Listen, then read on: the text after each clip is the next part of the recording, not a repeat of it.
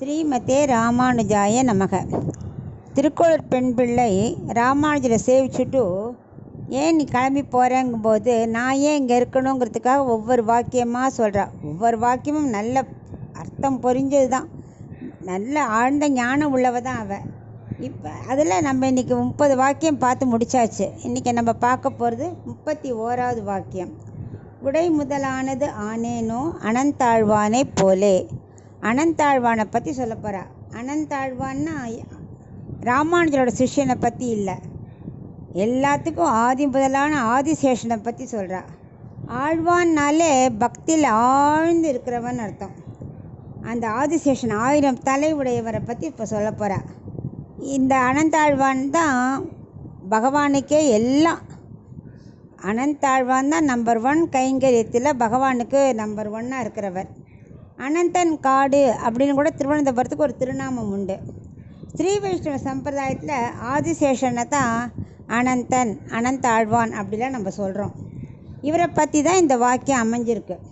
இந்த வாக்கியத்தை அவ பொய்கை ஆழ்வார் பாசுரத்துலேருந்து எடுக்கிறா. சென்றால் குடையாம் இருந்தால் சிங்காசனமாம் இருக்கு இல்லையா, அந்த பாசுரத்துலேருந்து தான் எடுத்து இந்த வாக்கியத்தை அமைச்சிருக்கா. நம்ம அது என்னன்னு பார்க்கலாம்.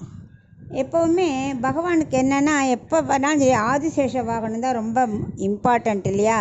அதான் கொடை மாதிரி ஆதிசேஷன் வருவார்.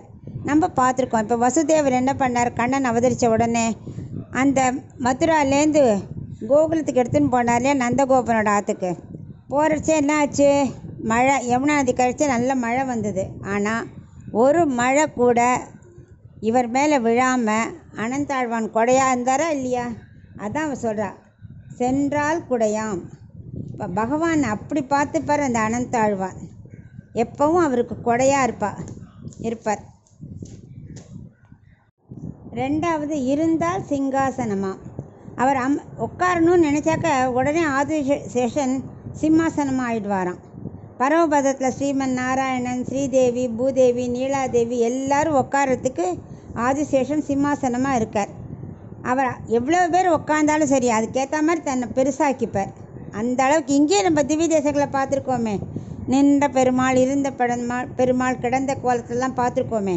ஸோ எந்த கோலத்தில் பகவான் நினைக்காரோ அதுக்கேற்ற மாதிரி மாறக்கூடியவர் தான் ஆதிசேஷன். அது கைங்கரியத்தில் அவரை மாதிரி யாரும் பண்ணவே முடியாது. 3வது நின்றால் மறுபடியாம். அதாவது அவர் நிற்கணுன்னு உடனே பாதுகையாக மாறிடுவாராம். நிற்கணுமோ நடக்கணுமோ உடனே பாதுகையாக மாறிடுவாராம். ஒரே ஆதிசேஷன் எல்லா வகையும் அவருக்கு எல்லாம் பகவானுக்கு தோன்றதோ அதை மாதிரி தன்னை மாற்றிக்கக்கூடியவர். நீழ்கடலுள் என்றும் புனையாம் மணி விளக்காம். திருப்பார்கடலில் ஆதிசேஷன் தான் மணி விளக்காக இருக்காராம். ஏன்னா பகவானுக்கு வெளிச்சம் வேணும் இல்லையா. ஸோ அவர் தலையில் உள்ள மாணிக்கந்தான் ஜோதி, அந்த வெளிச்சத்தை கொடுக்கறதான்.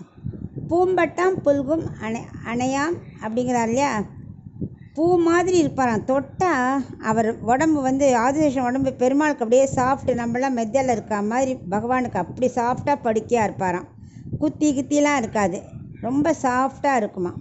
திருமாருக்கு அரவு. இந்த ஆதிசேஷன்தான் பகவானுக்கு எல்லா விதத்துலேயும் கைங்கரியம் பண்ணுறாருன்னு திருக்கோளூர் பெண் பிள்ளை அந்த வாக்கியத்தை அங்கேருந்து எடுத்து விவரிக்கிறார். இதில் திருக்கோளூர்லேயே வைத்தமாநிதி பெருமாள் இருக்காளே, அங்கே கிடந்த பெருமாள் தான். அவர் வலதுகையை வச்சுன்னு இருக்கார் இல்லையா. அது நம்மளாம் வச்சுட்டா என்ன பண்ணோம், கொஞ்சம் கை நீட்டிப்போம், வெளியில் வந்துடும், இப்படி தான் படுத்துப்போம். ஆனால் அந்த ஆதிசேஷன் என்ன பண்ணுவார், அந்த மணிக்கட்டுக்கு ஏற்ற மாதிரி தன்னை வளைஞ்சு கொடுத்து அங்கேயும் ஒரு குஷன் மாதிரி தன்னை ஆக்கிப்பாராம். அது பற்றும் இல்லை, சொன்ன வண்ணம் செய்த பெருமாள் இருக்காரே பகவான், பக்தனுக்காக எழுந்து தலை மாற்றி படுத்துக்கிறார். இப்படி படுத்துக்கிறப்ப உடனே ஆதிசேஷன் அதுக்கேற்ற மாதிரி மாறிப்பார். இந்த மாதிரி என்னெல்லாம் பண்ணலை. அப்புறம் 18 அடி நீளம் திருவனந்தபுரத்தில் பெருமாள். இதில் திருவட்டாரில் 21 அடி நீளம். ஸோ எவ்வளோ நீள பெருமாளாக இருக்கட்டும் அதுக்கேற்ற மாதிரி தன் உடம்பு அதை விட பெருசாக்கிப்பார். பகவானுக்கு எங்கேயுமே குறை இருக்கக்கூடாது. அந்த அளவுக்கு தன்னை பகவான் சௌரியத்துக்காக தன்னை மாற்றிப்பார். அந்த அளவுக்கு உடலில் பண்ணிக்கிற அளவுக்கு எவ்வளவு கைங்கரியம் பண்ணியிருக்கார். இதைத்தான் திருக்கோளூர் பெண் பிள்ளை சொல்கிறா.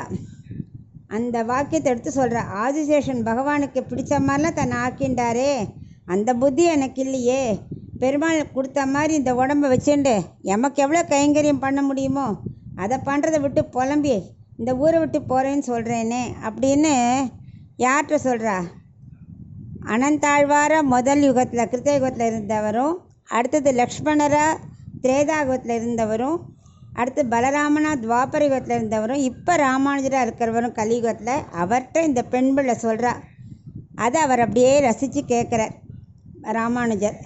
ஏன்னா லக்ஷ்மணர் வந்து ராமரை விட்டு பிரிஞ்சே இருக்க மாட்டார். பிறந்த குழந்தையாக்கே தான் தொட்டில் தனித்தனியாக போட்டா குழந்தை கத்திட்டு அப்புறம் சொன்னார் குலகுரு வசிஷ்டர் வந்து சொன்னார், ஒன்றும் இல்லை, அந்த லக்ஷ்மணரை வந்து ராமர் தொட்டிலே சேர்த்து போடுங்க அப்படின்னார். போட்டால் அழுக நடுத்த. ஸோ ராமராலையும் லக்ஷ்மணர் விட்டு இருக்க முடியாது, ஆதிசேஷனை விட்டு பகவானாலேயும் முடியாது, ஆதிசேஷனாலையும் பகவானுக்கு கைங்கரியம் பண்ணாமல் இருக்க முடியாது.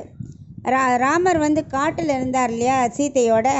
அப்போ இவர் என்ன பண்ணுவாராம், பகலில் லக்ஷ்மணராக இருப்பாராம், சீதை ராமர் அங்கே ராத்திரி உள்ளே இருக்கும்போது இவர் ஆதிசேஷ உருவம் எடுத்துட்டு அந்த குட்டியில் சுற்றி பாதுகாத்துன்னு இருப்பாராம். அந்த அளவுக்கு இவருக்கு பகவானுக்கு கைங்கரியம் பண்ணுறது அவ்வளோ பிரீத்தி இவருக்கு.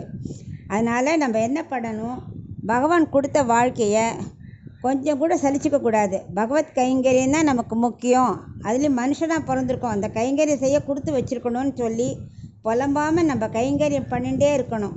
அதுதான் நமக்கு என்றைக்கும் ஒரு நல்லதை கொடுக்கும் அப்படிங்கிறத இந்த திருக்குறள் பெண்பிள்ளை வாக்கியத்துலேருந்து தெரிஞ்சுக்கிறோம்.